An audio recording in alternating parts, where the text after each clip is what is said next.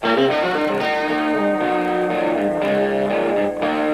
man, is that Double D? Yeah, man. Well, turn it up, man. Let's just go in and, like, kill all the orcs, right? They're the bad guys, who gives a shit? We just hack and slash and we loot their dead bodies, right? Hack and slash, kill them all, you know, conquer the infidels. Boy, that campaign sounds like a barrel of fun, doesn't it? Somebody who's opening a refrigerator and leaning in, right, is the language of a woman. Somebody who's opening their refrigerator and being cut off halfway through that lean is the voice of like a mermaid or a siren, right? Stardust speaks to you. This is not the face of the hobby anymore. And I think there's been mistakes made in years past where people assumed that D&D players were all, you know, white dudes in a basement. Which has been a faulty assumption for a lot of years and gets more and more false every day. And so it's, in my viewpoint, honestly, guys like me can't leave soon enough. It's a beautiful thing, the destruction of words. You gotta put a little hot sauce on the taco, you know what I mean? We want this dwarf to be the dwarfiest dwarf. Right. We want the elf to be the elfiest elf. And just the dashiest dash of Tabasco. Their voices need to carry across water. I'm a creative. It's a huge drain, right? Because fans can be awful. Al zurdo de mierda no le podés dar ni un milímetro. ¿Me podés definir zurdo de mierda que no Todos lo los que, entiendo? digamos, los colectivistas, los que ponen, digamos, o sea, esa idea... A ver, ¿Por qué le pones de mierda, digamos? Porque son una mierda. You say white lives matter, they don't. White lives don't matter because white lives aren't a thing. I disagree. I disagree, Gary. Lutherville, Marina Del X, Otisburg. Otisburg? Who's this monster? She's got her own place. Otisburg? It's a little bitty place. Otisburg? Okay, I just wipe it off. That's all. It's a little town. Okay. We'll do it live. Okay. We'll do it live! Fuck it! Do it live! I'll write it and we'll do it live! Fucking thing sucks! In 5, 4, 3.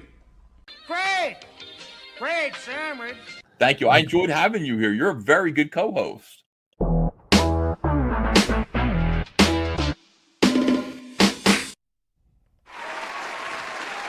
Who was that clean-shaven dude at the end of that?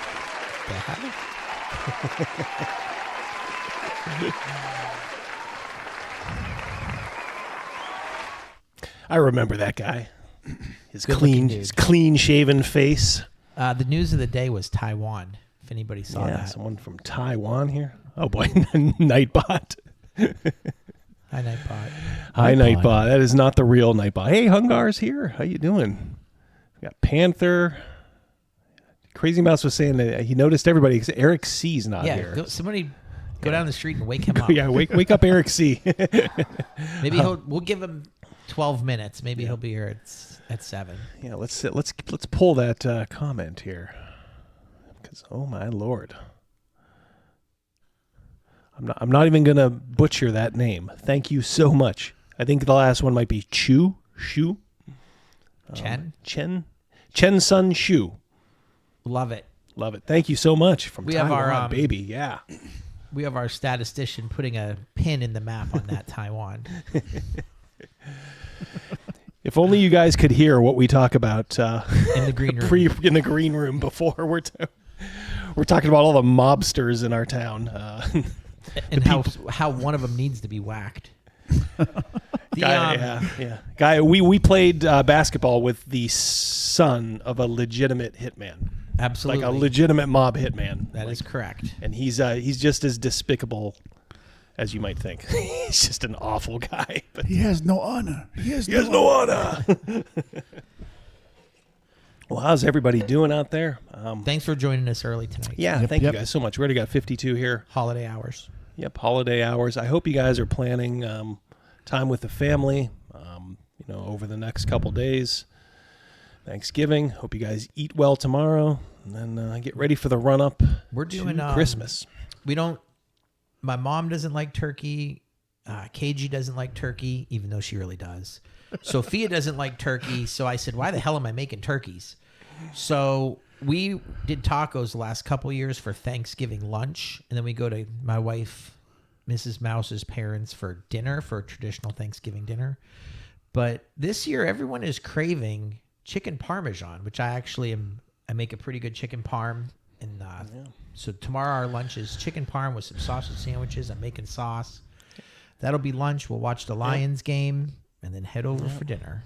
How about you guys in the chat? Any of you do alternate stuff aside from turkey? I see Hungar is going to mom and dad's house. Is already there? Oh yeah, you're already there. Is James there too? Hungar. I like that avatar. Yeah. Oh yeah. Hungar, great guy. 4-day weekend. Yep. I actually took today off, so it's. Hey John, I agree with that. I eat what they feed. I eat what they feed me. Whatever's on a plate. No turducken. Bill does Thanksgiving. Turkey goes for Christmas. Turkey Goose. for Thanksgiving. Goose. Oh, goose. Okay. Yeah, goose. Yeah. On our thing, I swear it says goes. Yeah. The E goes on the next line. Yeah. Goose. Copenhagen microwave pizza. Oh, come on, Copenhagen. Lasagna and Costco chicken. I heard good things about Costco chicken. It's a loss leader there. They actually pretty much give them away at like $5 just to get people in the door, even though those chickens cost more than $5 a piece. They're like fresh chickens? Like yeah, from the rotisserie. Rotisseries? They just want people in the door. Yeah. So we'll pretty much give you a chicken just for showing up. Do you have to join Costco? Yeah. Like Sam's Club? When I go to Sam's Club for customers, I mean, not anymore because I'm there a lot, but they usually have you show your ID just for walking in. Give the, as we wait for just a couple more and then we'll get started pretty quick here. I do want to give people a chance to get in here, but give a 2-minute synopsis of your time blindness story there, Crazy Mouse. Oh, okay. Well, this happened today. I do Uber part-time and as one of the apps that I do. And I had an airport ride this morning at one of our local colleges. The customer's name was Larry, which I thought was an odd name for a college student, but so be it. I get there at the designated time. There's no one coming outside. So I message politely that I'm there. No answer. I call the number provided. It goes right to voicemail. I tell him I'm out front of this specific hall called Ryan Hall and that I'm in a white Honda Pilot. Double D, Rogan. I'm the only car there. Schools have been out. Right. Yeah. Thanksgiving break. Yeah, no one shows up. Finally, I get a frantic text message from Larry saying it's for his son and that he's on his way down. Please give him 2 minutes. I respond back, no problem. He then calls me because it kind of got lost in the overlap. Like I was responding, so the dad wanted to call to make sure. As I'm on the phone with the dad, a figure comes walking to my car, and a striking figure is my figure. witness. I was about to say, well, this isn't him because this is a girl. No, this was him. He gets in the car, and the dad messages me and is like, please let me know the moment you get to the airport. I said, all right, no problem. We're driving to the airport, which is about a 15-minute ride. We are not halfway there, but we're on our way there when this frantic scream from the back seat, oh my God, we have to go back. I forgot, and I thought he said his wallet. I just stopped when I heard I forgot. Start doing the UE, go back to the school. I'm updating the dad nonstop, like, you know, we had to go back. He forgot something. It's a grown adult. Yeah. A father has to dote on his kid. So he runs inside. The father had to have called this kid because when he was then locked out of college, so maybe he forgot his fob to get in. I don't know. He had to run around the other side. The dad had to have called him in the meantime because when this kid ran out, he was literally on a dead sprint to my car. We get in the car. We're driving there. I'm making polite conversation. And I said, is this your first time going home? And since school started, he said, no, I went home for Thanksgiving or for fall break. But I missed my flight yesterday because I suffer from time blindness. And I already know what that is. And I was like, well. Means you're a selfish cocksucker. Yeah. And I just say politely, we're going to get you there on time. The flight leaves at 6:10 in the morning. It was like maybe 5:20. Plenty of time in our city to catch the plane and get across town. But that was my, I'm about 30,000 experiences in, whether it be like delivering groceries, a DoorDash, an Uber. If you add them all up, I'm about 30,000 in. This was my first ever time blindness excuse that I've had. And I'm starting to, Double D and Rogan, I think I'm saying, like, I'm starting to see it all. You know, yeah, getting to that point. First time for that one. Oh, yeah. Time blindness. God. The dad messaged me and thanked me, and he said, I'll tip you in the app. He did. He gave me an extra $15 for the waiting around and taking care of his baby boy. That was, you know, his baby boy. He was 20 years old. Well, I was thinking, let's pretend he's a freshman. He's 18 or 19. Right. Yeah. Still. You know what cures time blindness? Leaving him at home. Well, no. Like leaving his ass. Like you missed your plane again. Yeah. Before you give your kid a cell phone, give him a watch a good year or two before that. Give him a watch at the age 7. What they really need is consequences, and I got a feeling that is true. I got a feeling the father was too nice. You know, if he's doing that, like fathers of our generation would have been like, oh shit, he missed another flight. Well, yeah. That's the last one I pay for. Get a job, son. Our city has 2 flights a day. That's fact. One at 6:10 in the morning. The other one's at like 1:45 in the afternoon. That's it. Which means he missed at least one of the flights yesterday. And that's being polite. What if he was supposed to be flying out of one of the bigger cities around us and he needed to get to there? You know what solves time blindness? Setting your alarm 10 minutes earlier. Yeah. Like I said, just not being selfish. All right, hold on here. Let's go over to the window because I think we got a pretty good crowd here. We got 73 in here live. Thank you guys so much. Remember, if you guys could, just go ahead and hit that thumbs up button. It helps. Last week, it helps.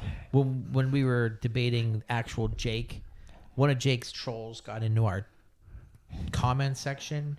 I told him to please like and subscribe and hit the bell for notifications. It got removed. Oh. I know. I was bummed out. All right. So let's get into it because we're gonna pretty much a hard out at 8:30. 8:30. Mrs. Double D's laying it down tonight as far as for the agenda. So, yeah, we're gonna go out for some beer.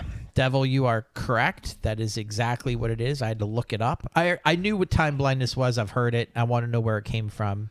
That's the exact research that I found as well. All right. So, I'm gonna put something. We're gonna take a look. All right. So this came out. I actually have OGGM. He was the first one to tip me off on this, but it has been going around. So I think a lot of you folks already know about this. But thank you, OGGM. If you guys haven't subscribed to OGGM, go subscribe to him. Because I usually get to this stuff, but I'm never usually the first. I don't know. I just figure you guys just want to hear what I have to say on it, and you don't care if I'm actually the first. But he's more apt to be on top of breaking stuff. So make sure to give him a subscribe if you can. This is Teos Abada. And I think he has a couple of channels on YouTube. One of them is Mastering Dungeons with Sean Merwin, I think. I'm not even sure who they are or why they're famous. I think they basically have done some work in the RPG field. You know, they do have some credits, so props to them. All right, so Teos did a video. He released this video just this week, and this is kind of what all the hubbub is about. He recognized that, well, he didn't do it. One of his subscribers told him, hey, I've been going through D&D Beyond, and they have the core rule books for Wizards of the Coast, D&D, Player's Handbook, Monster Manual, etc. He said that this guy said, hey, there's all these changes. I don't know if you knew about this. So they kind of went through and were like, oh, yeah, I guess there are all these changes. Now, maybe, boy, Alpha Stream. Alpha Stream, good boy. If there's ever been anything so poorly named, as you'll see from Teos here, it should be Beta Stream. a lot of people would have been like, oh, cool, I'll do a video on it. You know, Wizards of the Coast, you know, changes the PDFs in on D&D Beyond. Changes the words in some things. But no, he sits on it. Because he wants to be like an influence, like not an influencer, but he's kind of like a shill for Wizards of the Coast. So he actually goes to Wizards of the Coast and says, "Hey," in Seattle. Yeah. Well, not personally, but like, you know, just rings them up, and says, "Hey, just wanted to let you know, people have been noticing this has been going on. You know, just thought I'd let you know, you know that." So, Wizards of the Coast is like, they kind of play coy, like, yeah, you know, we're aware of it. We may do our own thing. And he's like, oh, cool, I'll sit on it. Because he's one of the ones that got invited to the summit with Bob and Ginny and all those guys. So he's like, Teos really, really likes being, you know, I guess a simp for Wizards of the Coast. Wizards of the Coast would call this kind of person like a useful idiot. He probably didn't do him any favors here.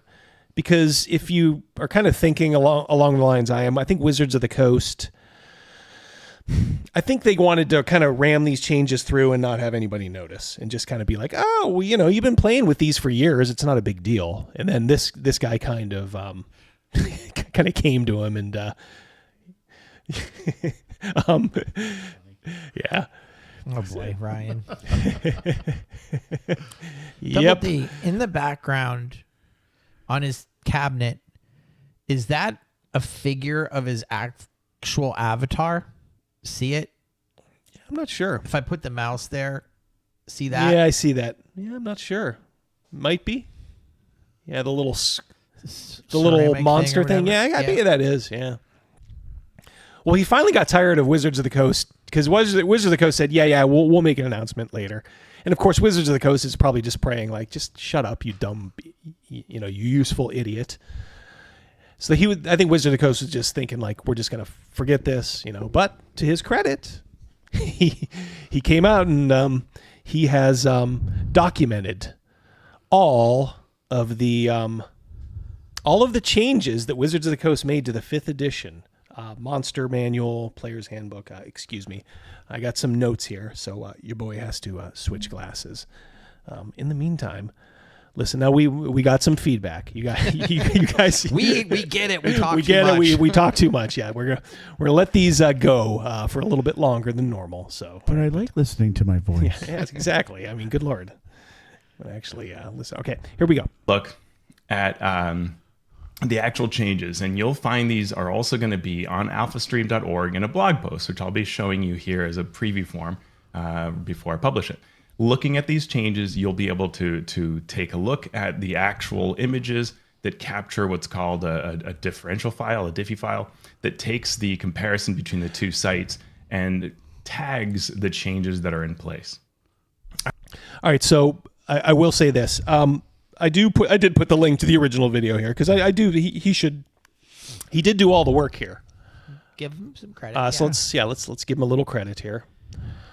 So I don't know if you want to. I hesitate to say give him a like and subscribe or whatever, but yeah, look if you want to. It's whatever.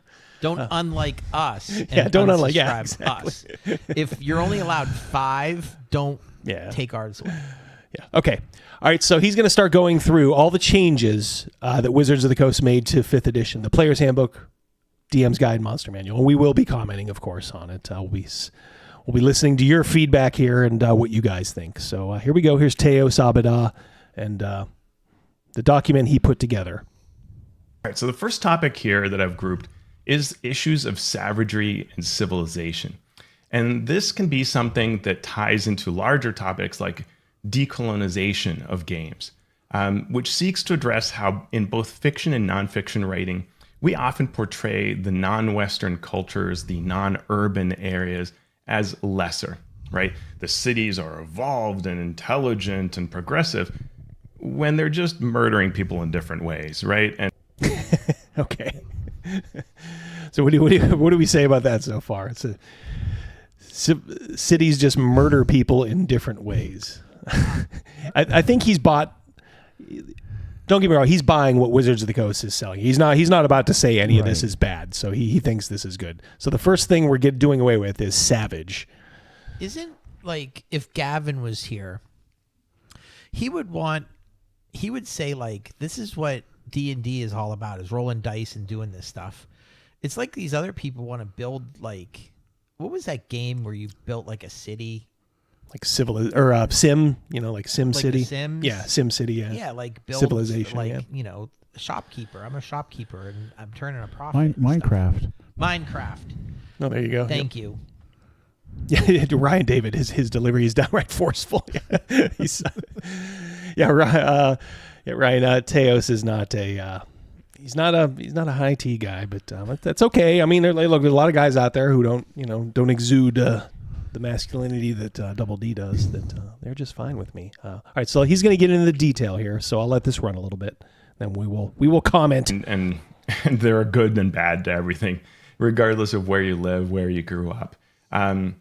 So trying to address that language of how we discuss what is civilization, what is savagery, is often done by removing the words like savage that are made to describe things. And none of this is about removing your fun, right? So I like playing barbarians. I like DMing barbarians. I like exploring the wilderness. I like going to small villages. But the language we use can make that experience really cool without any of the harmful part of it. And so a lot of it this isn't about removing things from the game. It's about painting with a different brush, if you will. And everything here below, you're going to see this little blue box reminds you in the website that everything you see, the text that's in yellow, the line that's in yellow is the original line. The line that's in green is the new line, the revision of the text. And in red is what was removed, and green is what was added. So we can see in the Dungeon Master's Guide, they say where they confront savage giants, ferocious hydras, etc., and they change that word savage to brutal, right? Or in another example, they change savage raiders to merciless raiders. And so what we can see here is this thought process of removing that descriptor and using a descriptor that's more accurate for what we're trying to say, right? Well, what are we trying to say by savage? Well, savage has a lot of connotations that we're actually not trying to say. All right, so something to unpack there. All right. First of all, my notes on this, because I actually did go through this one. I made a few notes. The definition of savage, hold on to your hats here. Fierce, violent, and uncontrolled. Is there anything wrong with that? No. What's the definition of brutal? Yeah, that I don't know. Maybe the chat can do that. But I mean, there's nothing.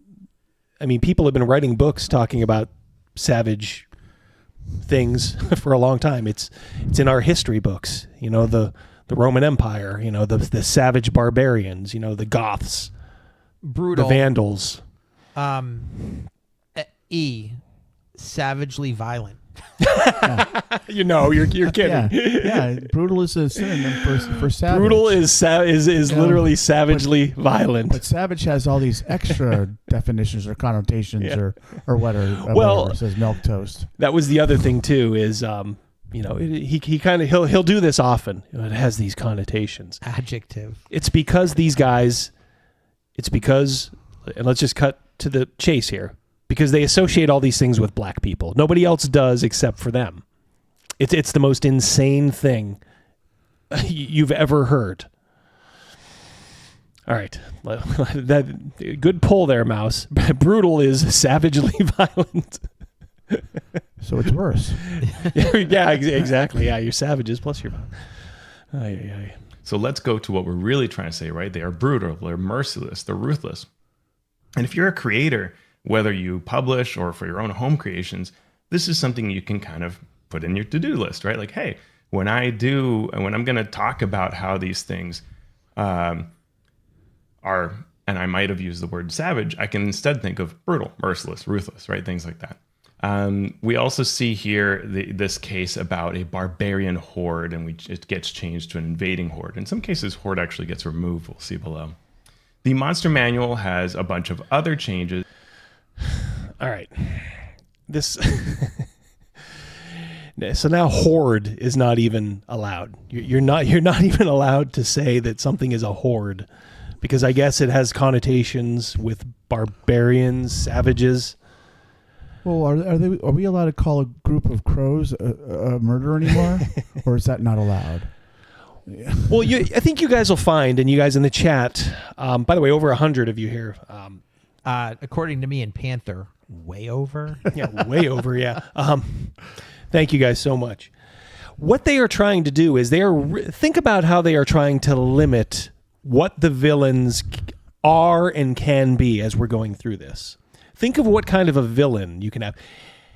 It's almost one of those things they want these gray lines everywhere, like, oh, the definition of good and bad, it's all subjective. There's it's like the Force in Star Wars from a certain point of view. From a certain point of view, yeah. And a lot of times the simplest approach to this kind of language is just remove the word. The word is just censor it. Yeah, because that's additional. It's a pod of barbarians. Yeah. If they have their way, a gaggle.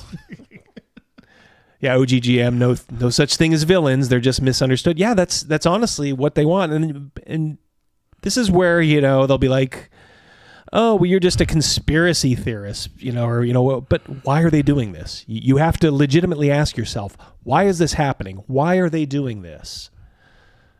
I have my guesses. I mean, it's a company that's run by very, very far left people, and they don't like white people, which are most of their players, and etc. But thing carrying all of this problematic weight and isn't really needed. So they say dwarves and other civilized folk who might be friends or rivals.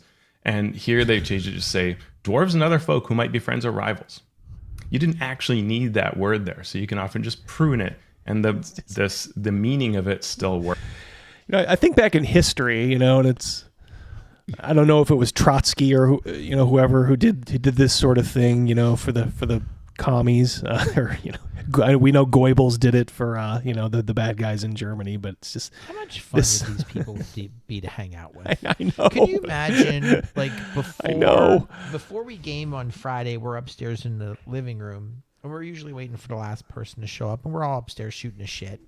And after gaming on Friday, we go upstairs, and Pew Pew leaves because he has work in the morning, but the rest of us kind of shoot the shit for a little while. Yep. Could you imagine if, let's just, for example, just say Stern was constantly correcting us about, like, what words we can, we would ask him to leave. Yeah. First off, we would probably tease him. Yeah. Savagely. Well done there. That's why these guys get paid the big bucks. We would just kick him out. Well, yeah, exactly. These people, he would be no fun to just, like, what if you were watching a game with him? Remember that famous dunk by LeBron when Kevin Harlan's like, with no regard for human life? These guys would be horrible just to hang out with.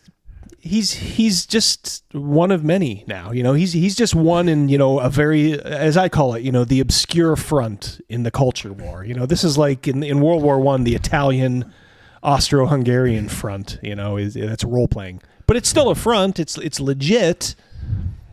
But these people are everywhere. They're just more populous in, like, comics and especially now movies and stuff like that. There's people that think like this. Go ahead, Rogan. WotC's, I want to say, balls deep in this situation, but they ain't got no balls. No.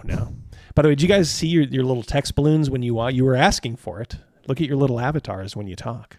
Say something. Wait. Hello. Whoa. Where? Oh, wow. You guys were saying. That's awesome. Double D did his homework. We were getting confused in the chat. People were giving credit to comments that Rogan was making to me incorrectly. We got new vice people. Versa, so, like, check it 1 2 1 2. Well, Lara and Jaco, they're going to remake George Orwell's 1984 soon, and I heard, and I think it's going to be with a woman in the lead. It'll be the girl from Snow White. Exactly. Yeah. They'll just shift her over. Disney's 1984. Right. You don't need to emphasize that dwarves are somehow civilize, right? What is civilizing? And it carries that larger connotation.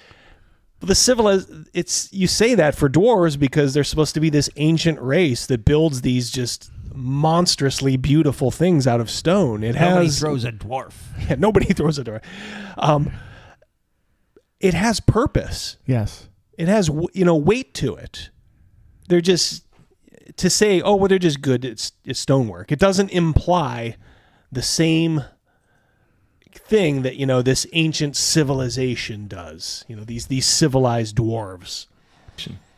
It also shows that they've maybe at one point pulled themselves up out of, the morass, and they've become civilized. They've become better. They've gone out of savagery, where people take things and, murder at will.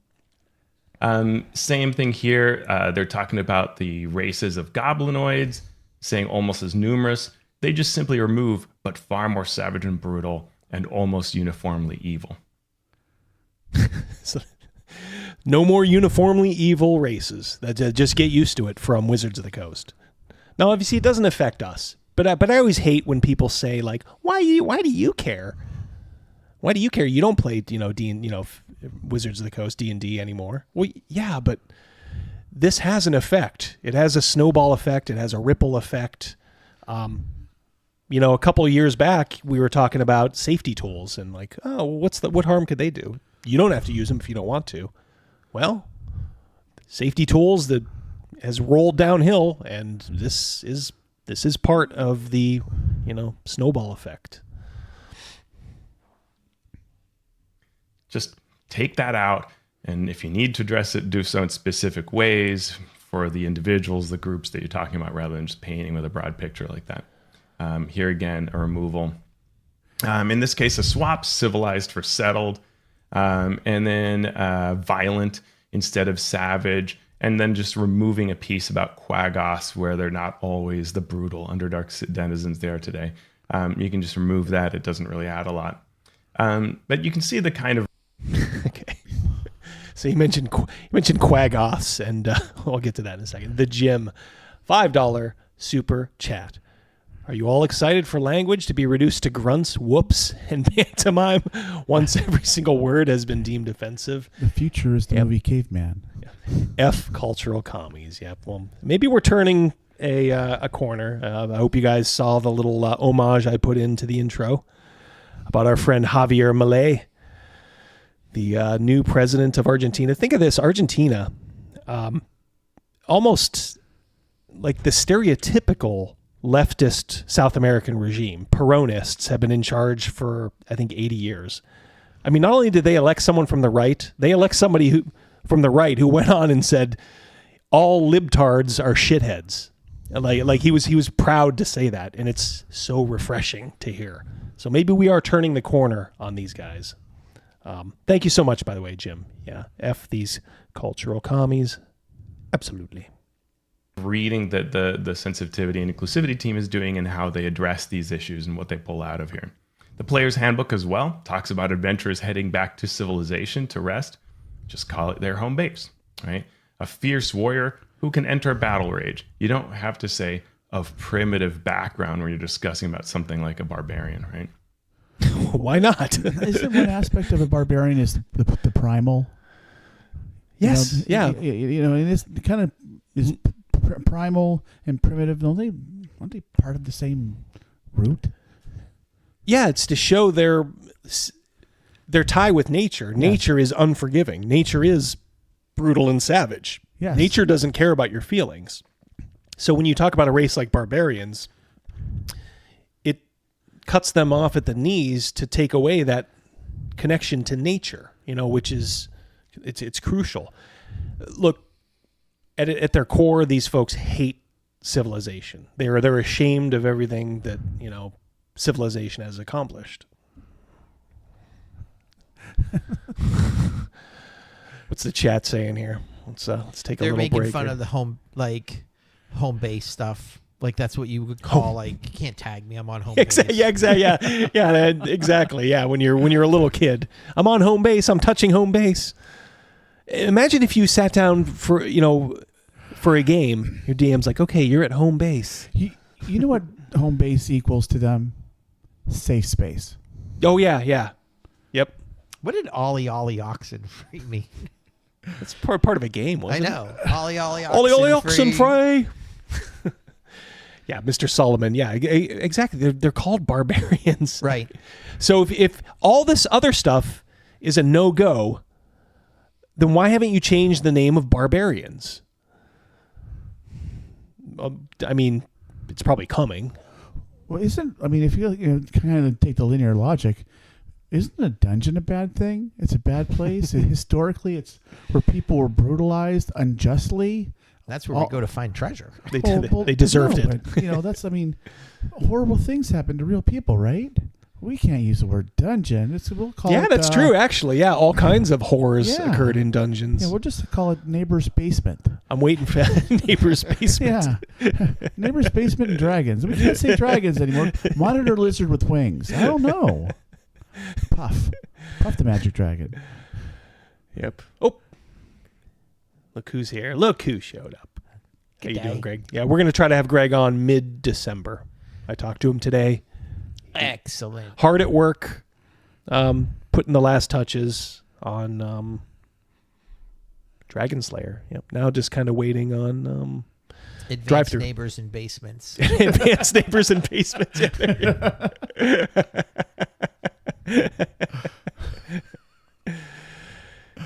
Yeah, this hits me because I'm rereading the classic Conan stories. I'm literally smack dab in the middle. They released a 3-piece or 3-book set, and I'm like literally halfway through book 2. Of like the original? The original, yeah, Robert E. Howard, yeah. And if you've read Robert E. Howard, it's what the whole Conan series is about, is just civilization versus barbarism. That's the character. Is one book equal one movie?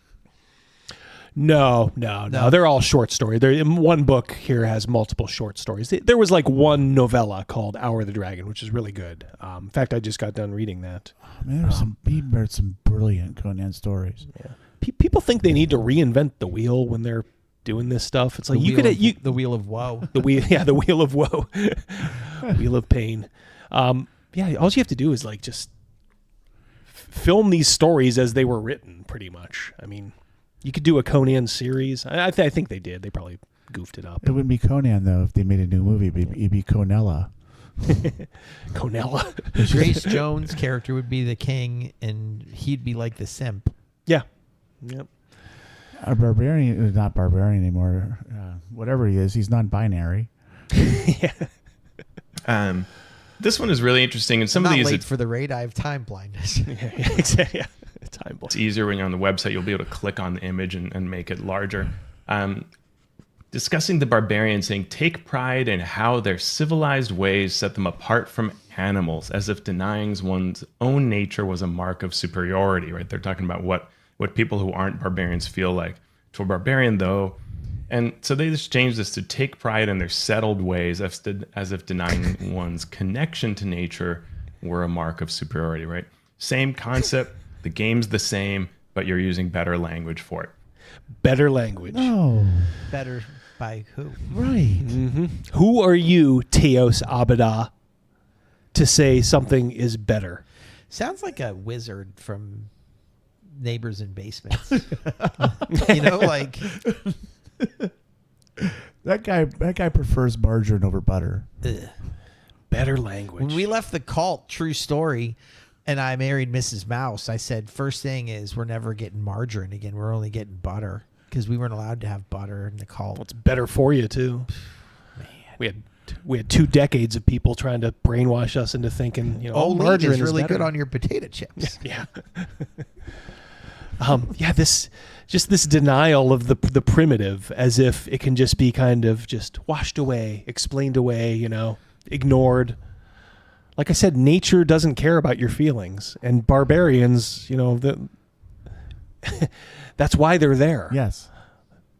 They are the people that are closest to nature, but they have tamed it. But in the party, they're the character that is kind of offers balance to some of the other types of characters. The contrast between a knight and a barbarian is profound, but they both, they're in there to kick butt. Yes. Yep. And there are a number of other examples here about that kind of topics. I'm not going to go over every single example. I think you get the point here. Orcs have had a number of changes in the monster manual, from savage raiders to burly raiders. I don't know, the burly is the same connotation, but it's better than Orcs are great basketball players, I heard. burly raiders. You're, the guy you sit next to in class is burly. Like your uncle is burly. Yes. Burly raiders. Oh my God! It's a gaggle of vegan barbarians. I gotta take a break on that one. I will attack him with my feather sword. This is just, not only is it dumb, it's just it will jar the reader, I think. Even though they're trying to slip these through because it's just been done so far in digital. By the way, this is why you always buy at least one paper copy of something, physical media. Let's try to preserve it. Dirty old Gronard. Burly Raiders, gay biker gang. That sounds right. Festivals and coffee houses. Okay, guys, you're looking across the plain, and there's thousands of burly orcs. What? Your DM burly would orcs. be that guy, Charles Nelson Riley, or whatever his name was, with the ascot. They're burly orcs. What do you want from me? Oh my God. All right, so let's pause here also to find out who was the instrument for this. Okay, so there was somebody at Wizards of the Coast. Now they had the get-go, and you can trace this. It was coming anyway, but you can trace it back to Spelljammer and the Hadozi when from the burly oiled.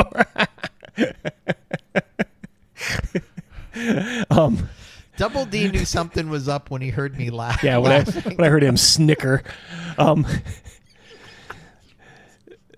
Bears, this could go on. This could go on for a while. Yeah. Guys, we have a hard out at 8:30. Yeah, come on now.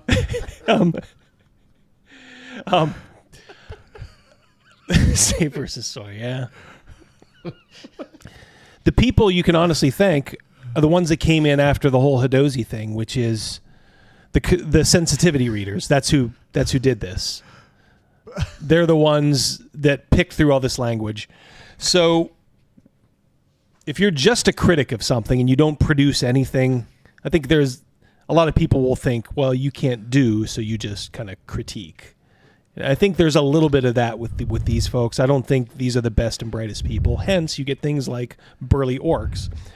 I've highlighted at least one of these sensitivity reader, like Tanya DePass. I've highlighted her a couple of times early on in my channel. Boy, she is a piece of work, a grifter. Daniel Kwan is a wannabe sensitivity reader. Yeah.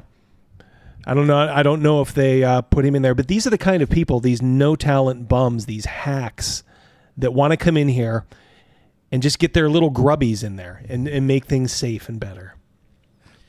See you, Bjorn. Hey, take care, Bjorn. Take care, Bjorn. Yep. RPG Grandma's in the Hey, house. Grandma. How you doing? Nice to see you in here. So, God, yeah. So these are not... I think everybody in this chat that you can all safely say you are more intelligent than the people that made these by a comfortable margin, these changes. And they remove the end pillagers and stooped postures, low foreheads, piggish faces. They remove that out, partly because what this is trying to do is sort of make them as being stupid, right? And it's their physical description. Slooped forehead, the slouching posture. Right. It's their physical description. Oh man! If anyone's read the Orc Codex in 40K second edition, my God, that's hilarious. I'll have to look at that. Oh my I'll track that down. But this is, you can just see how they're just, with these changes, if you don't think these changes through, you're totally destroying what it is you're trying to change. It's a completely different thing now, right? They're taking a big dump on it. I mean, they're not hordes. I mean, and we'll see a number of things that address that later in this document. And you can look at some other examples as well, but I think we've talked a fair bit about this sort of savagery, brutality kind of aspect. And then I mentioned hordes, so they did change this hordes of orcs to be humanoid hordes. I think that's interesting in that they are trying to not connote this sort of rampaging anti-civilization thing as being just like a blanket of all pieces, right? So... What do you think Genghis Khan was?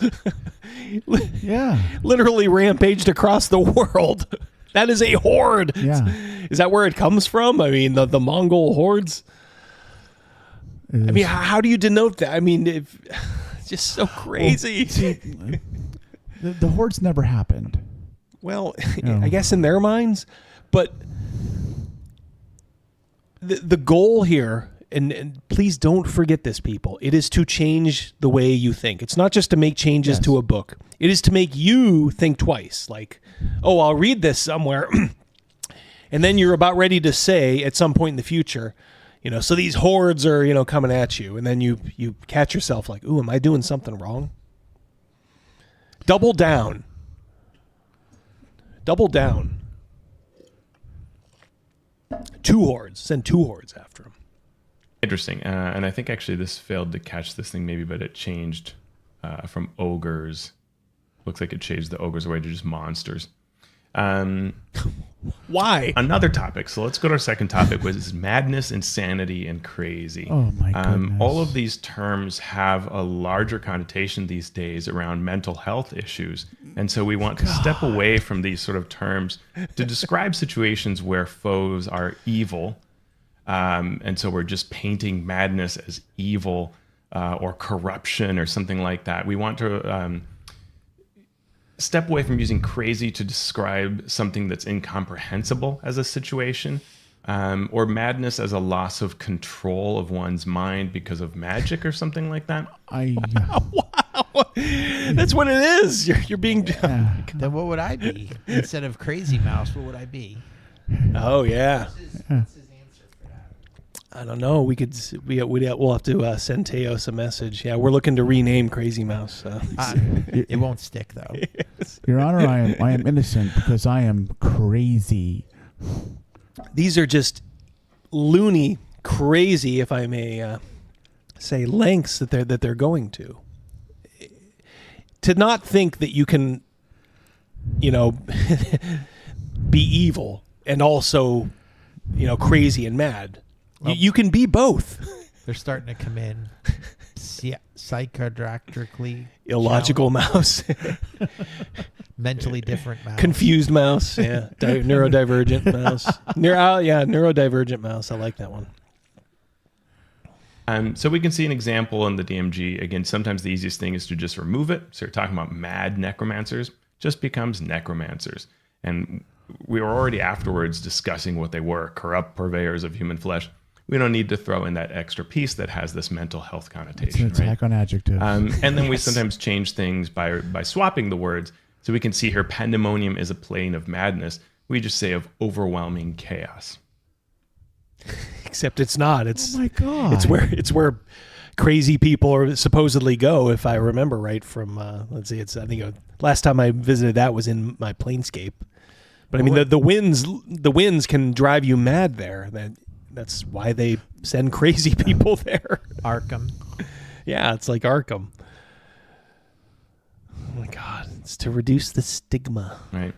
And further describing pandemonium, it says, driven mad by the incessant winds. And we just talked about the incessant winds have driven many to delirium, right? So just describe its confusion. Anybody want to look up delirium? Does it have madness in it somewhere? Did we catch him again? I don't know. It smells like a cinnamon. It smells like cinnamon. Smells like cinnamon to me.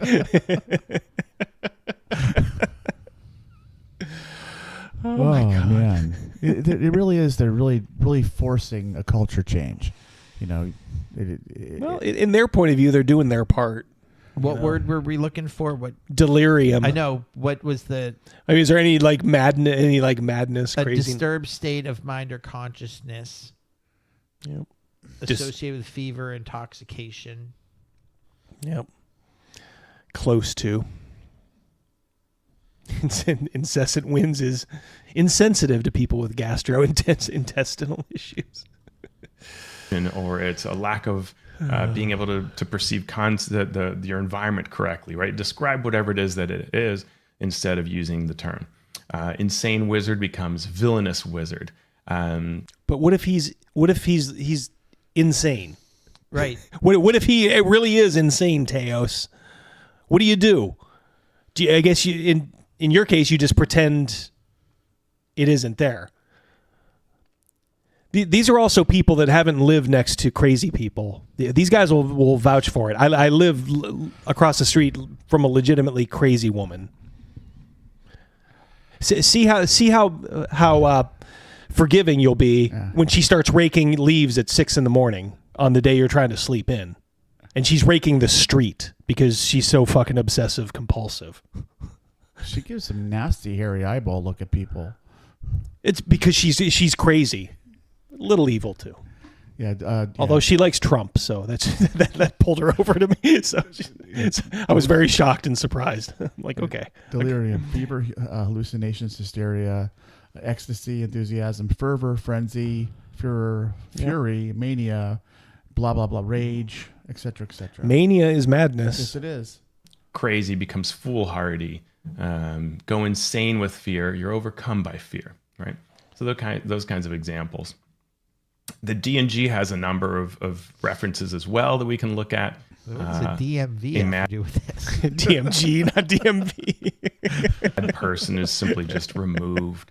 Or I think they swap it for a prophet because that's really what they're trying to talk about, right? A herald, a town crier, a mad person. What's a prophet, right? So now all mad people are just prophets, I guess. You can just interchange them out anywhere. But I guess my neighbor is a prophet now. Craig L says roll a die 1000 on the gender. Yeah. So every important person in nearly every single religious text is no longer a prophet, right? I guess not. If you can just willy-nilly change the definition of these things.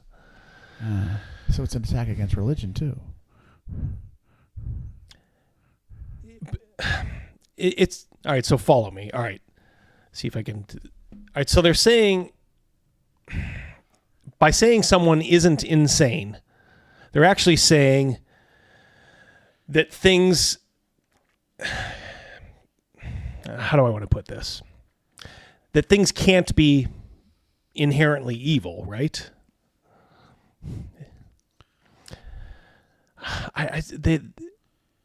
The gymnastics that they're going through, like they're saying that if you're insane, you can't be evil, right? Right. Is that what they're saying? Yeah. And you could find other ways to describe it. It's mad. It's just fucking madness. It really is. But we get the point here. A soothsayer instead. A synonym for madness, delirium. It's literally a synonym. Yes, it is a synonym. It is.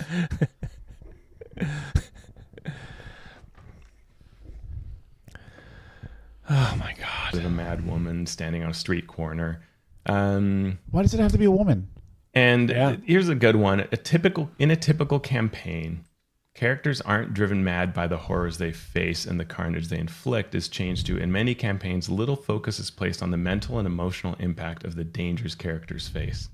Right? Very similar. The overall concept is similar. We got one. But we are... Little mouse drop in there. Chris Miller, Mad Scribe Games.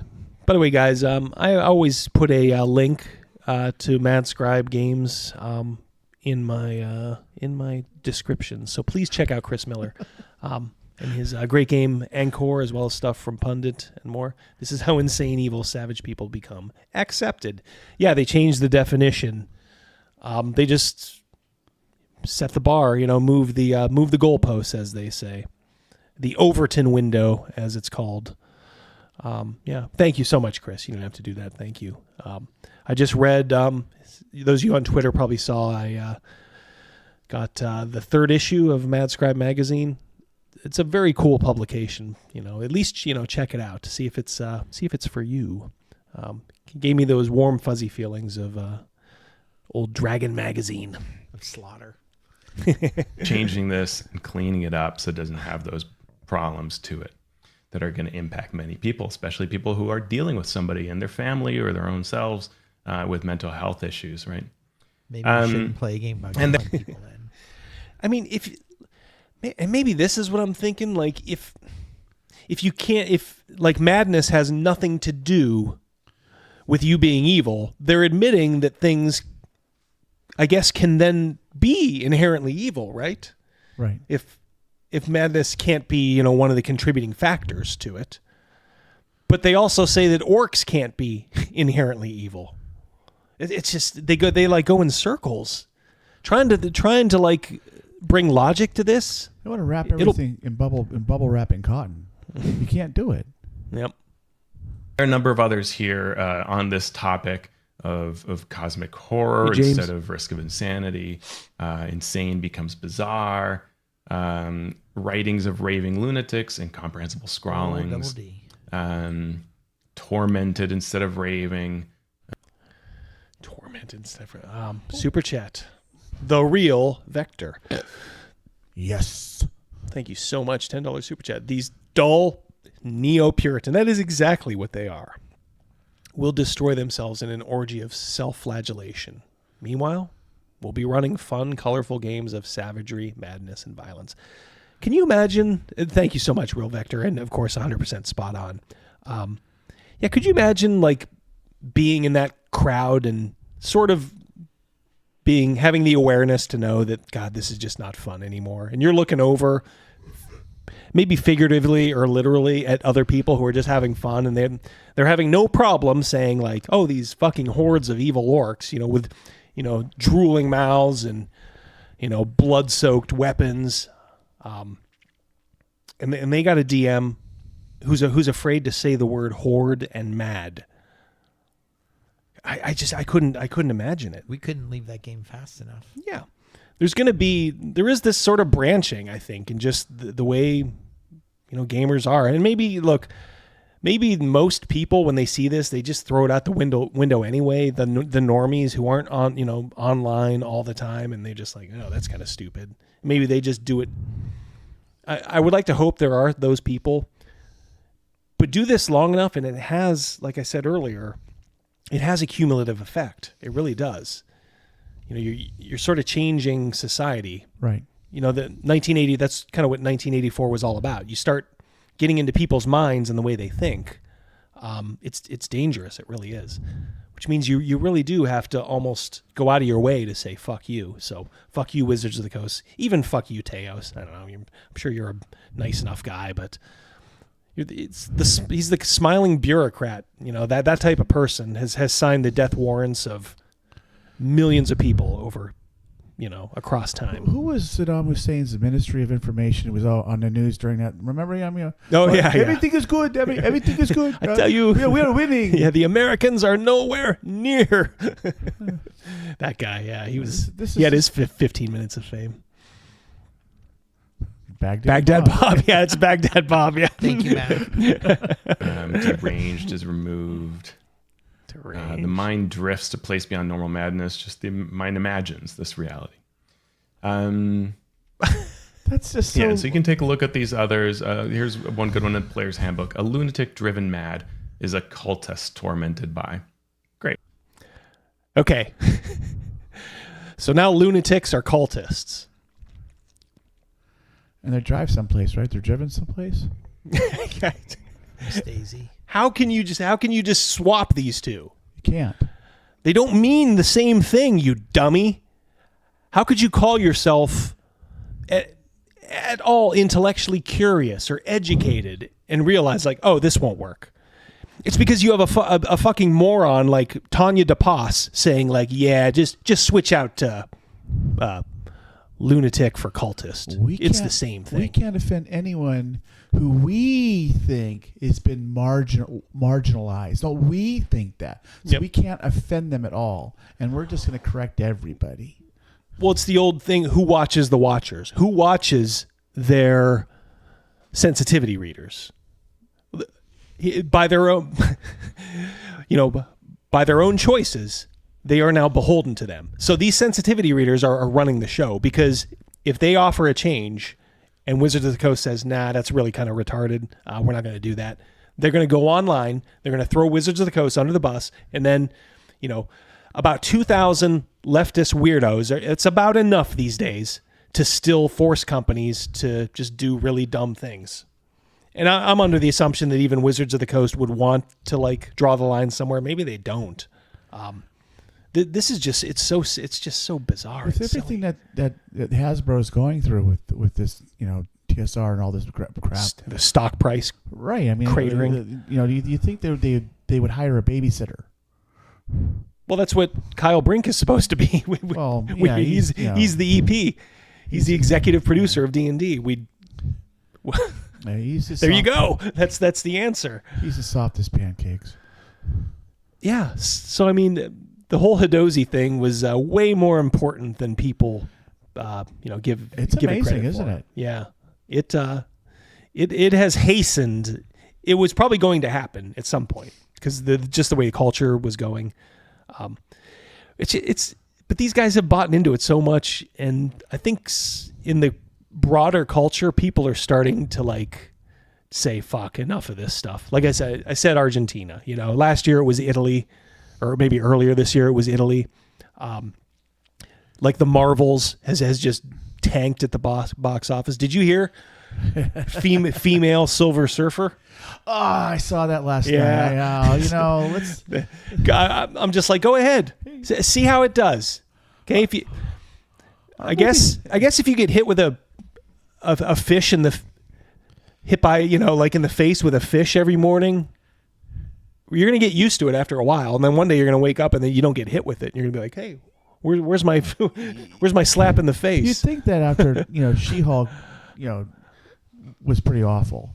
The Marvels. Oh yeah, pretty awful. The Silver. I mean, that's an icon. He's an iconic Marvel character. He really is. I mean, you might as well. Well, my view is, didn't they already, I think, made him gay in the comics, right? Silver Surfer, not that I'm aware of. No, I know that they. Am I thinking wrong, chat? DC Comics, they made Green Lantern gay a while back. Yeah. Who else? Well, they made them all gay. I was going to say, who does Superboy? Everybody is. Everybody is. It's such pandering too. I could have sworn it's Iceman. Yeah, thank you, John Osborne. Yeah, that's right. Yes, it is Iceman. Yeah. Oh boy, they made him he's like Christopher Lowell. I remember reading that little chunk in there, and he's like, "You mean I'm gay?" It's like he had to someone had to discover it for him. Yeah, how do you It's how little regard they have for actual gay people. It's nobody does this, and then they turn him into the most flaming caricatures of it. It's you look at it and you're like, boy, you really do hate gay people the way you are drawing this, don't you? This is all you think they are, right? Madness. It still carries the same concept. Yeah. Cultist for lunatic carries the same concept. There are a number of things about bioessentialism. So this is where we are describing characteristics related to culture or individual experiences, and we're assigning them to all members of the species and sort of saying, yeah, this is just the way biology works. All these creatures come out this way. The way we might say, the bird is green to settle, to fade into the forest or something like that. And so we have language here about how ogres, when they mate with other species, what happens. And so you can take a look at how this has tried to still convey where an ogrelon comes from, but without the sort of bioessentialist piece to it. And sometimes things are just taken out. Like the idea, one of the things that can be a problem is this idea of people breeding other people has historical problems as well. So breeding Quagos is just recruiting and training Quagos, right? Right, so I want to show you something. So instead of breeding Quagos, that's a Quagoth, they are recruiting and training them like you're an HR department. Yeah. Is that not what he just said? So we're not breeding quaggas. We're just recruiting and training them. Well, yeah, We're gonna put you through orientation, sir. We're gonna get you we're gonna get you proficient on the register, and then you'll be fully trained. Yes, put this fursuit on. Don't act angry. Act very unhappy. You don't breed them. You train them and recruit them. Is that what you said when your wives were pregnant? Oh, I recruited a son through my wife. Are we allowed to call them wives anymore? Because I know we're not allowed to call them, pregnant women and Well, birthing chamber people. Yeah, they're birthing people. Rogan, come on now. We don't need this in the fantasy. It is not critical to the fantasy of the story. Let's just change what's happening here, right? Racial purity and comparisons of lesser. So there's been a number of problems with the language here. There have been many improvements over the years in RPGs. But here, beholders have this concept around racial purity of their kind. And so that is changed to say that they just simply consider some things as flaws, and they vary greatly in physical forms, right? And then they conflict over that, right? So they kind of all have their ideas, and that creates conflict. That's different than saying racial purity, right? Let's get that out of there. Let's get that out of there. But they use that because racial purity is historically a bad thing. That's what I mean. It's as I said earlier, when you're trying to define your villains, look at the things they're taking away from you to give them. These are supposed to be the bad guys, not the good guys, right? Well, I guess when they're done, no one will be the bad guy. It'll Bingo! be Bingo! Yeah, that's what they want. Yeah, there's no more Minecraft. Yeah. It's to kind of like just mess you up so much you don't know when up is down, bad is good, all that stuff. I just can't imagine these people writing like, a really big book, of sci-fi or fantasy. Imagine if the gentleman who wrote the Conan stories had to deal with this shit before he started writing. What would we have? We would have stuff. Nothing. He'd write a cookbook. Maybe you wouldn't have done it. Right. I mean, I just can't. Like, how do you want to like destroy, some young person's curiosity and that seed of fantasy inside their brain, that creativity? So beholders can no longer be, real villains, that have these really awful traits. I mean, it's just they just want to sow chaos. It's all they want to do. Well, in the chat a long time ago, someone wrote Genghis Khan was just misunderstood. Yeah. No more villains. But I mean, the way these people are going, it's Adolf Hitler was was misunderstood. It's guys like that. That's the trajectory they're on. Joseph Stalin. Oh, come on, Uncle Joe's nice. When you take away the ability to objectively say like that person is just evil. But to make a game or a story, like a book or a movie interesting, you can't have a villain that's almost as good as the hero. You have a protagonist and an antagonist. Yeah. Not with these guys. Drow fear and shun the Dryaders, holding them in lower esteem than slaves. They just fear and despise Dryaders, right? There was already text that explained the why of it. We'll talk about this later as well, but Dark Elves get swapped for Drow, so that is interesting. And we'll talk about more about that. Interesting to you, yeah. All right, next topic is low intelligence as a characteristic of a species. It ties into that bioessentialist attitude or concept, the bioessentialist theme. Here we swap out anything that really says that the creatures are stupid, dim-witted, things like that. So they're changed to be incurious.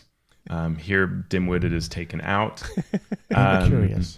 Incurious. This thing about there's a text here is as savages eating and breeding in the hills like animals, they have never needed to adapt and change, so their minds and emotions remain simple and undeveloped. Right. So this simply changes it to saying that they, through the environment, are not needing to adapt and change. Right. Much shorter, and take out all those problems in the text that make you read it and go, what are you telling me here?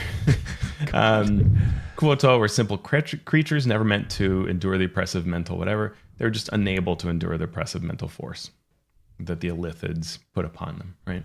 You don't have to characterize them, just state the sort of historical thing that happened. And we can see some additional text here. It's easier if you click on it on the website, but savage, degenerate, changed to violent and ever hungry. Simple-minded to single-minded. I'm ever hungry. Hold on.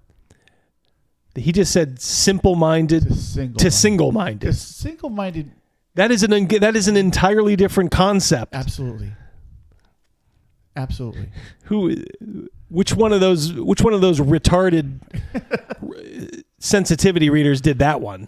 But I want to know that one. Simple-minded to single-minded. I tell you what, when I'm at work and I work with someone who's single-minded on the project, that's the dude I want to work with. Yeah. Look, if you can focus like that, yes, you're getting stuff done. Wholeheartedly, absolutely. So we all know this is just crazy, bonkers lunacy, okay? But it hasn't been truly like stupid from like an objective level, until I guess there was a couple of times earlier with the delirium and madness and all that stuff. But until now, these are completely different concepts.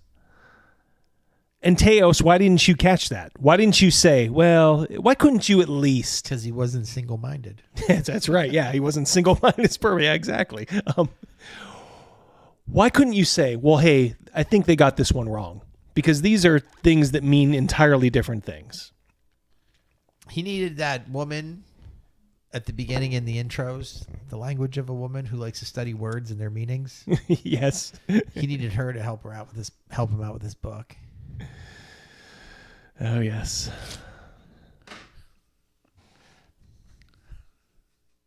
Shanna Banana. Yeah. And then some issues around gender. And so this is something that has been evolving a lot, right? If you look at the earliest examples of D&D or other RPGs, the GM is always referred to as male. Not always, but often in most texts. And we've advanced to saying things, hey, let's just say they instead of using male or female or swapping. I think 3rd edition, swap between the genders. But now we realize that, they is better because, well, male and female can be limiting as well. Not everybody sees themselves that way.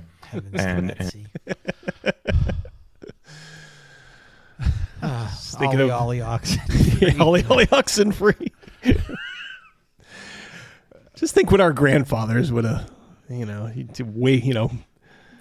bring him back down. Yep. Picture the actor in that movie with Quentin Tarantino, Pulp Fiction, the old guy at the diner, the gruff speaking man. Yeah. Explain this stuff to him and see how he handles that. Leave $1, Mr. Pink. No, you're thinking of Reservoir Dogs. Reservoir Dogs. That's Reservoir Dogs. Yeah. That's Gene. Is that Gene Tierney? I think. Yeah, that was a great character. I got Madonna's big cock in this side. I got. There already is a Mr. Purple. He's on another job. You're Mr. Pink. Yeah, this is just bonkers. And your role can change, bonkers. By addressing gender differently, we can be more inclusive to everybody who's reading our work. And that's the most important thing, right? There's text here that talks to the DM saying, or to the player, you can play a male or female character without gaining any special benefits or hindrances. And so they changed that to say, you choose your character's sex, gender, and sexual orientation, right? You make the choice of who you are. Think about how your character does or does not conform to the broader culture. Snap, double D. Bruce Maximus. At first I thought it was Brutus Maximus. Just Bruce. Bruce Maximus. $10 super chat. Thank you. Thank you very much, Bruce. Mucho gracias. I don't see the point of removing intrinsic mental aspects, nor do I. Were human habilis still around, they'd be a gaggle of giggle brains. Google forced me to edit out genus and a description of non-galaxy brain. Yeah, exactly. They do that to me. Yeah, I see what you're saying there. Yeah. Yeah. There's no real reason to do. I mean, I can almost hang my hat and say, like, all right, if you're a committed leftist, I can see why you're doing all this other stuff. But some of this is just so weird and bizarre. But it's because they have, like I said, they farmed out the idiots are driving the bus over there. Now, is VentureCon going on right now? Oh no, whatchamacallit? Not VentureCon. Yeah, no. Someone just mentioned that they're waiting for a burger. the Buddhacon. Oh yeah, the Buddhacon. Yeah, Buddhacon. Yeah. Over in Santa Cruz. That's probably why. Yeah. I think that's why Cal isn't here. Yep. Yeah, Patty, I thank you. This is Jeff Hatch's. It's Jeff Hatch. Yeah, it's Jeff Hatch. Yeah. See, Cal's listening. Thank you. Yeah, I hope you guys are having a good time out there. Yeah, that's probably right. No, I think it should be ending right now. Probably. Santa Clara. Yes, Santa Clara. Yeah, from the 20th. It was Monday through Wednesday. You have to let us know. Let everybody know how it's been going. You guys that have been there. Apparently the kitchen service is slow. They're waiting for their burger. Yes. I hope that burger is good. I hope it's a delicious burger. Hope you guys are enjoying the show. Like I said, 110 of you still here. Those are fantastic numbers for a channel this size. I remember when one of our first ones, Double D, held up one hand. He's like, "We have 5 people. We got 5 in here. 5 people want to hear what we had to say." Me and Rogan were 2 of them. Yep. That is not true. Didn't want to break the news to me. Yeah. But yeah, thank you guys. In 2 devices. Think about how your character interacts with the broader culture's expectations. So just some cleanup of that language as we see it evolve there.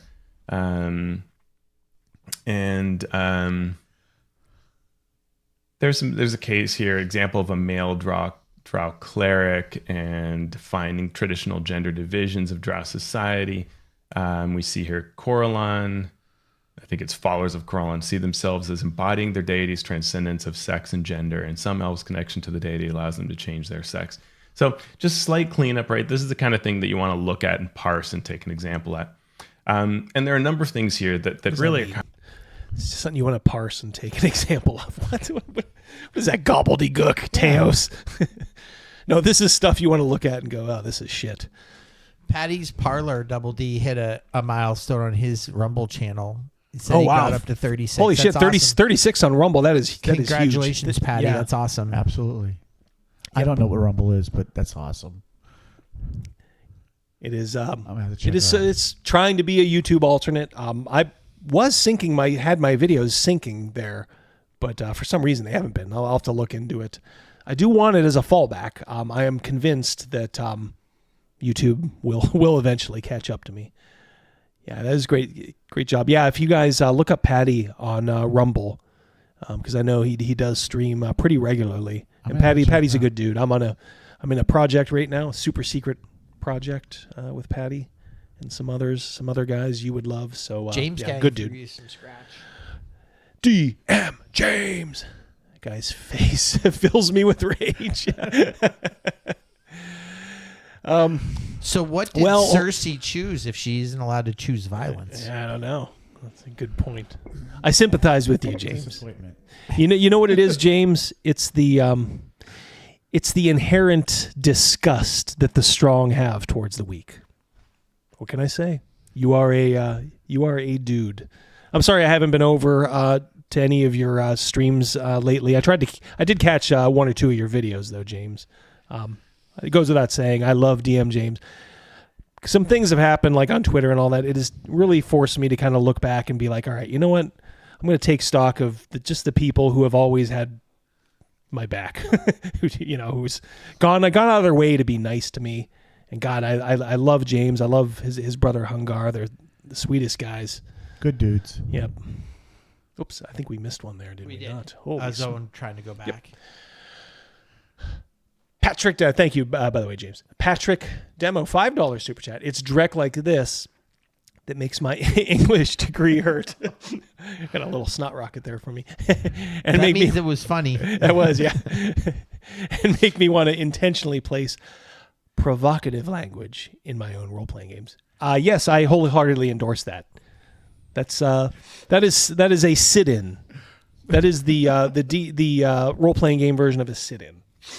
Yes, do not bow down to it. Double down on all the bad terms. Yep. Force people to go, hey, you're being a little, and then just say, what? Fuck you. Like Fuck Dave you. Portnoy in that video. Fuck you. Yeah, fuck you. Fuck you. Your shirt's 6 sizes too small, fatso.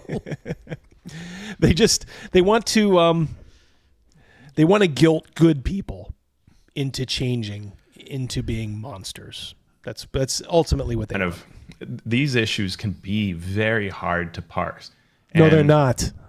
Not if you have an ounce of testosterone in you. That reflects society. Jeez. The language evolves in these kinds of situations because this receives so much attention. What you is want this to guy's work. vocation? Like, what does he do? He's a milkman. Milkman. I'm not sure. Is he in America? Yeah, I think so. I think he is. And that didn't matter to me. Yeah. I just was interested for more of his background. He is in the RPG industry, but you never know. I mean, some people do that, and it's like a second. Like Greg, of course, is right. He's very prolific in the industry, but he's got a real job. I don't know. Maybe Teos has a real job, just does it on the side. He hasn't produced anything worthwhile that I've seen. So he's a first-rate hangers-on. What's that? He's a first-rate hangers-on. He just hangs on. Yeah, pretty much. He's a Cub Scout troop mom. He does something with Sean Merwin. I'm not sure who Sean. Apparently, these guys have credit. I know they do have credits. I think I looked him up once, and like I said, it's fine, but it's nothing that we would be interested in. The arrogance of these people, says Kevin Lamb for $5, to claim that their language is better. Yeah, that's what struck me, Kevin. Yeah. Too. This is better. Who says? Teos? Then the likes of Tolkien, C.S. Lewis, Howard, Anderson, Burroughs, Moorcock. Yeah, that's how arrogant they are. These people had no problem, colorfully describing things as mad, the lunacy, the savagery, the civilization. These are classics. And take a look at this guy here. This is the guy who's ushering in a new era and saying, like, nope, that wasn't beautiful language. That was you being a horrible, horrible person. I choose disagreement. Yep. Yeah, exactly. Go the crazy mouse way. Choose disagreement. Yeah, thank you, Kevin, by the way. Thank you very much. God, With more a to come. sensitivity consultant who can get you up to date on the newest way of approaching it. The newest way, kids. It's the greatest way, the newest way. Just in the past 5 years that I've been writing, as I write about, for example, transgender characters or same-sex partnerships, the language we use has changed in just the past 5 years. So you really want... Well, that's on purpose because they do want to keep you so off balance. It's like our parents or even grandparents. It's like they grew up in an era where it's like, oh, okay, black people want to be called Negro. It's like if you say that now, like people like drop a plate. Oh my God! Right. It's like record scratching. Yeah, record scratching. They're like, what? Like that? I thought that was the right thing. Oh no, you haven't been keeping up on the proper terms. So you're a horrible person, Grandma. Yeah, Grandma. That's what they want to sow that kind of stuff. They always want you off kilter. Off to the old age home you go. Yep. Anybody in your life is like this, get rid of them. Get them out of there. Give him that, the umpire, third strike call. Yep. Yeah. Give him an Enrico Palazzo third strike call. Want to not only have good intentions around your writing, but work with people who can help you refine that language to the correct way to say it today, because it changes. Fund the grift of folks like Tanya and Daniel Kwan and all these silent, horrible people. Well, what's next? What's we're seeing this happening in the RPG community for a handful of years now. We've seen them decimate the comic book industry. What is next? Seriously. I mean, they will cannibalize this, but it will live on. I mean, you do have to understand that the strength of the name is enough. It will live on. It'll be like a meat puppet, just a shadow of refund my griffs, says Cal. As we think through these challenges and try to make it better. One other thing here is stat blocks and the language around stat blocks. D&D tends to use it for monsters like beholders or mind flayers that don't have a clear sense of gender, and then avoids using they for them, just sort of uses it. And the construct is obvious, but even for a beholder or a mind flayer, this it as sort of being beyond the concept of gender. And other gaming companies do it differently. For example, MCDM and many others use they when discussing monsters, regardless of whether they have a gender or not. Just always use they. Who cares? And then you don't have who cares? Situation where it sometimes doesn't fit. If you were at a party or a get-together and he was talking and you made eye contact with him and he would think that you're interested, I think that you're in for a long night. Yeah. You'd have a stage 5 clinger. Yeah, he'd be hard to get rid of. You'd try to go and do something else, and he'd follow you around. Back to what we were talking about mind flayers. You'd be looking to play tag. You're it. Like, oh, hey Joe, come over here. Have you ever met Teos? Teos is a really interesting guy. I got to go to the bathroom, and then then I'm gonna go. Yeah, gonna go. Shoot myself. Shoot myself. Yeah. Right. I like that a lot. Mike Shea and Scott Fitzgerald Gray and I use the same approach for our Forge of Foes book, using they. There you go, Forge of Foes. Monsters. There's no foes. Yeah, I was gonna say, what's a foe? It's just Forge. It's a yeah. It's a forge of things. How could they be? They can't be mad. They can't be evil. What are they? Unless it's just maybe it's just individuals, and hey, maybe that is. Maybe he buys in full tilt. Like these are actual individual people that you have to put into your game. Disabilities are becoming finally a big center of attention. So, when we say that their madness blinding them to the fact that, right? We say instead a god unaware of the fact that the aboleth is this, that, and the other. That's just one example. You can't say that something is blinding you anymore. Because disabilities is a new thing. It was just created not too long ago. Yeah, exactly. Exactly. Tora says that he uses it for his cat. Am I a bad person? Tora, I'll one-up you, and my apologies. I've called an unborn baby it before. Do you know what it is? Yeah. Yeah, exactly. Right. Yeah, what is it? Oh, it's a girl. Yeah. Oh, it's a boy. Oh, it's a girl. Don't say time blind. That's what Mac says. Don't say time blind, Mac. This is one I can actually comment on because I have macular degeneration. So eventually I will go have a form of blindness. And I say, Teos, how dare you speak for me? Yeah. How dare you speak for us in the blind community? You don't speak for me, sir. That I noted here, but thinking through that when you're using a term in your writing that is a disability, but you're not describing a disability, right? You're not discussing blindness. You're using it as a, they were deaf to the fact that something like that, right? Like then we want to use a different. At this fake party that we're going to, hey Teos, come here. I want to introduce you to my friend Jen Kratchmeyer. Is that what her name was? Who's the redhead with the alabaster skin? Yep. With fibromyalgia. Schrodinger's baby, says DMJ. Yep, it doesn't. If you don't see it, it doesn't exist.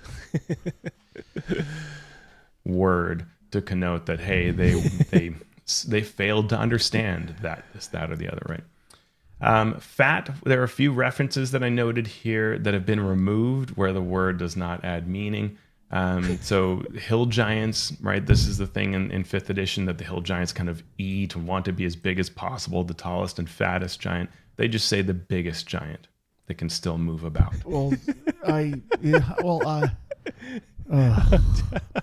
Well, I think there might be another one. Troglodyte worshippers to become fat, well-fed. They just well-fed. Well-fed. Do you know what else we could do to eliminate a lot of words? Just take the out of the dictionary. We're sick of that one. Let's just remove it. They'll get to that one at some point. Well, I mean, I've been putting it on loop here. You know, that clip from 1984. Mm-hmm. He brags about how thin the dictionary is getting. He's like, last year's edition was, you know, this thick. Next year it's going to be this. It's going to be this, and they're bragging about it. You don't understand that. Like, this was a cautionary tale, and everybody's like, oh yeah, well, thank God we don't live in a society like that. We're here. Yeah, the dope above him is clapping for it.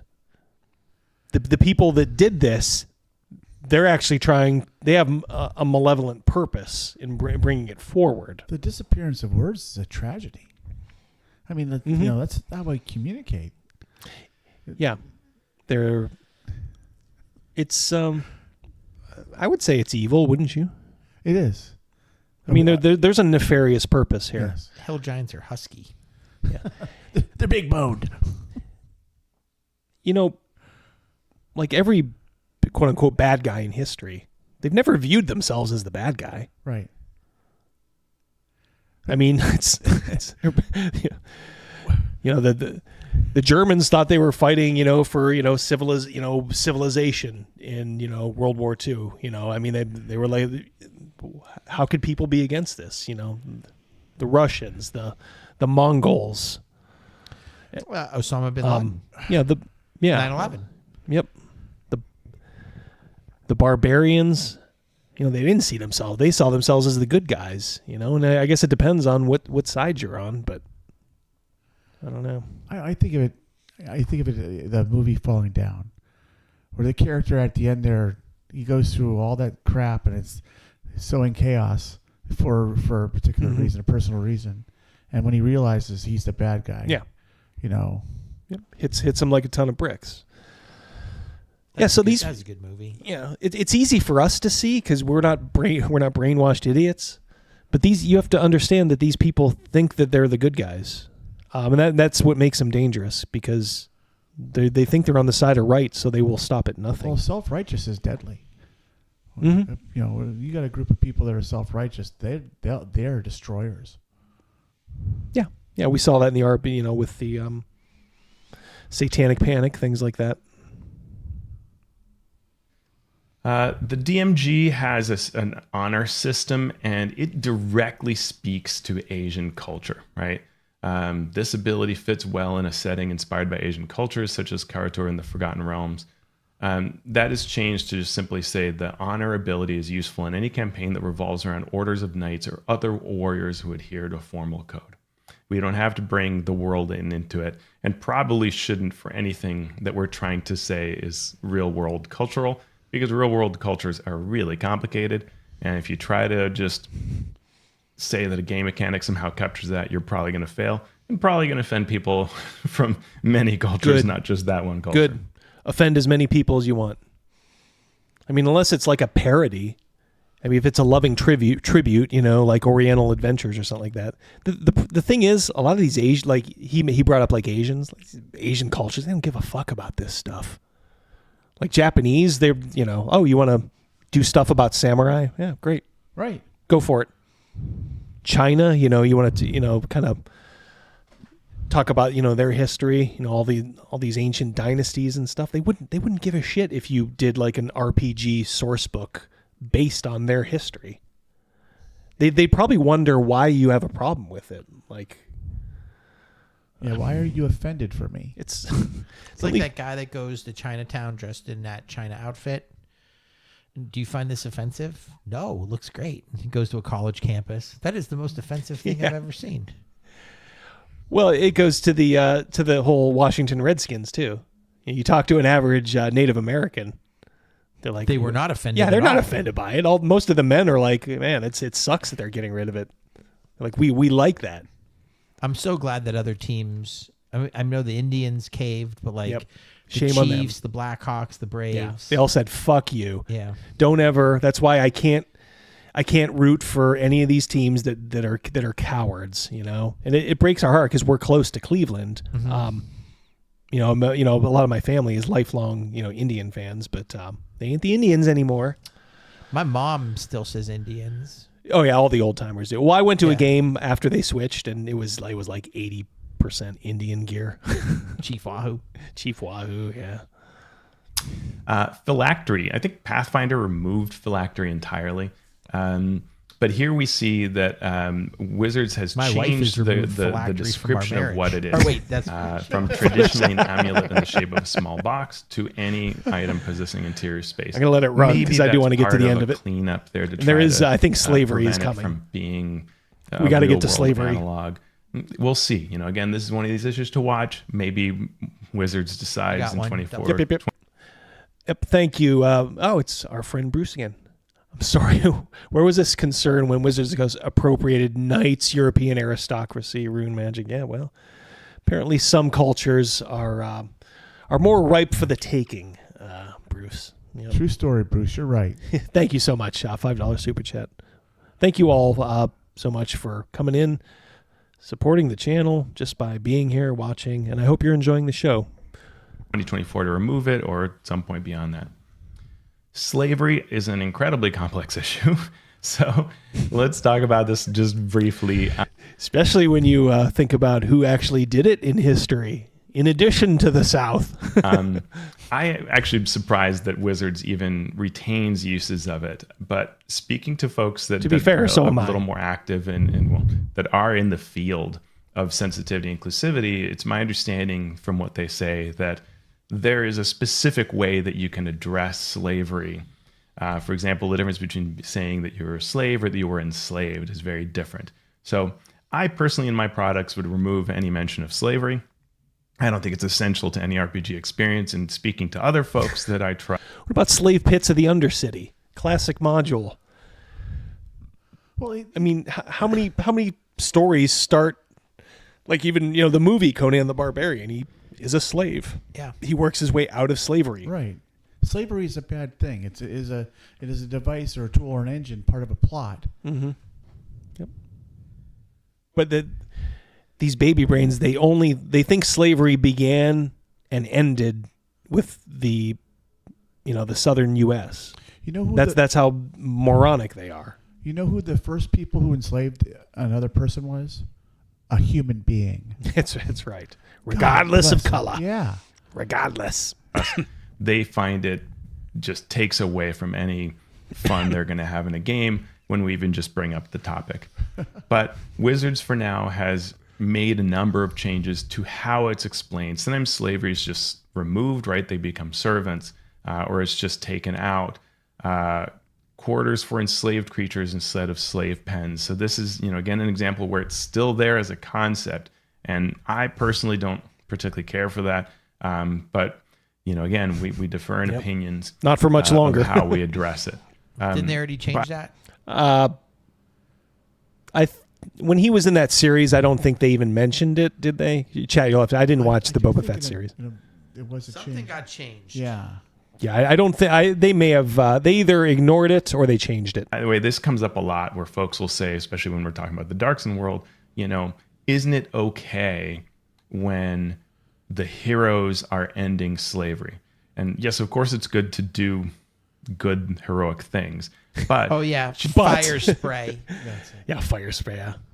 I like how he puts the but there. Yeah, it's good when your character does things like end slavery, but. What do we always say about when you throw that word "but" in there? Yeah, just ignore everything I just said. Just the concept of it will turn off a lot of players. Why will impact players? So yeah, if they're cowards, why impact players? Pussies. Right? We're all here to fucking have fun. Pussies. Just take it out of there. My opinion. My opinion. Opinions evolve. And so we can see other examples here of how the language has changed to change and address this topic. There is a fair amount of it here. So you can look at all these different examples. Similarly, the word dark has been changed in a couple of places. A dark ritual becomes a vile ritual, right? Because this idea that somehow darkness, which can be linked to skin, can be a problem. It's It's only linked to skin for you people who make that association. Nobody else does. I know it's been said 1,000 times. It's losing its meaning because, and they just will sit there and go, oh, yeah, so yeah, of course we think black people look like orcs. Yeah, well, what of it? I think back there, I think they replaced. I don't even know if he highlighted it, and I don't know if any of you caught it, but I think they replaced like the Ifriti, like the genies. The cover, isn't he the cover? Yeah, Ifriti. They of course are big into slavery. And I think they changed it to servants. So if you're a forced servant, you're just a servant in an unfortunate situation? Yeah, I guess. Again, it's an entirely different thing.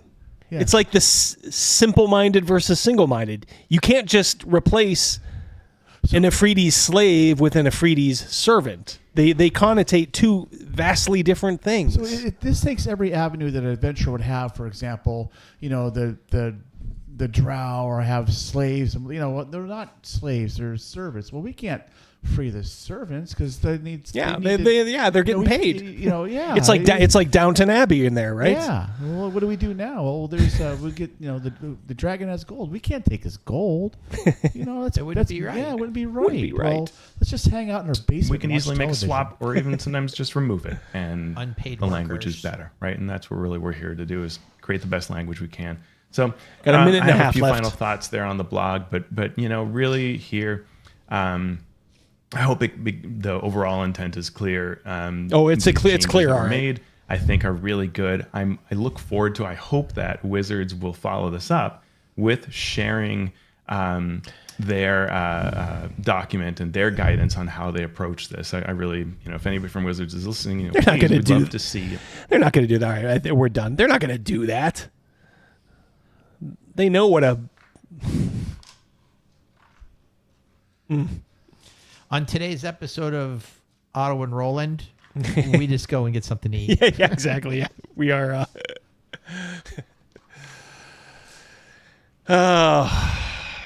What do you think, chat? We have 4 minutes left. Let's see what they say. Panther says an overdose of soy, which is weird because I make this dipping sauce for stuff with soy sauce. Yeah. That's unfortunate. Yeah, they're ruining it. I don't think they are. They've come on record. I think Kyle Brink has gone on record, RPG Grandma, as saying that Dark Sun is too problematic. And what a gift.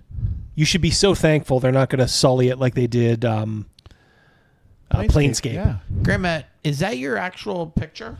That's a great picture. I do believe so. It is, yep. Yeah, we love RPG Grandma. Great addition to the I've watched a handful of her videos. They rock. Yeah, they are. And is that her actual photo? Yep. I do awesome. believe, yep. Thank you. Yep. Thank you for sharing that. I am a fan. Yep. Yep. There's some good people around. Yeah. Like I said, I'm starting to read. I was going through, my first year in the channel and so I'm trying to get along with everybody like a grown adult, and you get involved in these stupid Twitter wars, and it was almost good that it happened, because now I'm kind of refocusing, and just gonna go with, you treat me well, I'm going to treat you well, and I don't fucking care who you're hanging with. Do me right, I'll do you right. So thank you guys that have always treated me right. Yeah, Charlotte, Planescape, Ravenloft, Spelljammer, Dragonlance. Yep. They may Birthright. They may come for, because there's nothing too problematic about that. But they'll find something. Yeah, well, or they'll make it better. Yes. Yeah. So, all right, guys. I can hear Mrs. D up there. We are going to go out and tap dancing. She's tap about dancing a good 10 minutes ago. Yeah, that was clearly to wrap it up. Yeah, we are going to go out. If you guys that are not in the States, going out on the Wednesday before Thanksgiving is a kind of a tradition. Going out, having a few. Man, it's still 112 of you guys. So I don't know. So one of you guys go fire up a stream. Pick up the slack. Thank you, everybody. Yeah, for but tonight. we wanted to thank you guys so very much for coming out. we'll talk soon. I'm going to try to get a video done over this Thanksgiving break. I know it's been a couple weeks now. As they say on the streets, happy fall, y'all. Yep. Happy fall, Yeah. y'all. Thank you guys so much for coming out in force. And we will talk very, very soon. Going to hit you with a commercial and then let you go. Good night, everybody. Peace. Happy Thanksgiving, too. Like I said, have a great time with your loved ones. Eat well. Like I said, take care.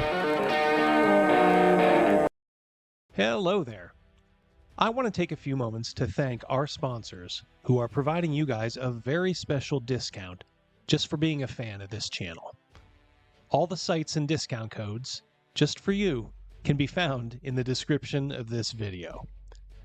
Our old friends from Neckbeardia offer a great variety of products, from awesome miniatures to supplementary RPG material and even their own RPG rule sets. You just never know what new thing James is going to be cooking up over there, so make sure to bookmark their site and check back often.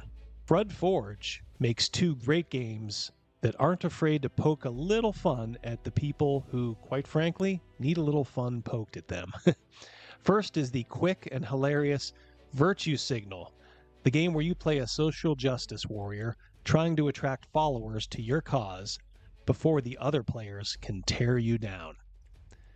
Then there's the mammoth Portland Occupied Zone, or POZ.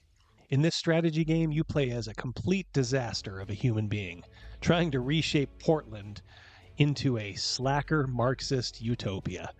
Bring a few friends and warm up that throwing arm for some Molotov cocktails. Folks at Power Up Paradise are taking care of you with both a protective phone case and, when you flip it over, an ingenious Gameboy, which is built right into it. Go back to the golden age of video gaming and play dozens of challenging games that will delight and frustrate you in a good way. Mobile games are almost universally terrible, so why not take a step back when they did it right?